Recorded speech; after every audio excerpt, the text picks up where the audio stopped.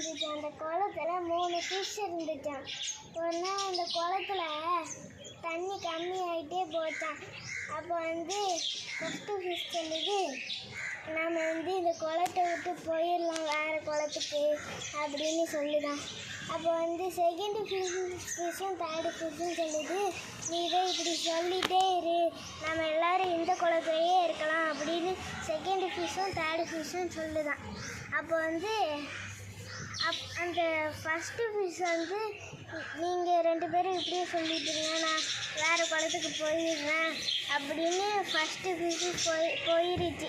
அப்புறம் இந்த second fish கொஞ்ச நாளுக்கு அப்புறம் ஃபஸ்ட்டு ஃபிஷ் சொன்னது தான் கரெக்டுன்னு எனக்கு தோணுது அப்படின்னு தேர்டு ஃபிஷ்ட்டு சொல்லிவிட்டு அதுவும் வேறு குளத்துக்கு போயிடுதான். அப்போ தேர்டு ஃபிஷ் மட்டும் அந்த குளத்துலையே இருந்து கடைசியில் தண்ணி ரொம்ப கம்மியாகி தண்ணியே இல்லாதப்போ அந்த தேர்டு ஃபிஷ்ஷு அப்படியே இறந்து போயிருச்சான்.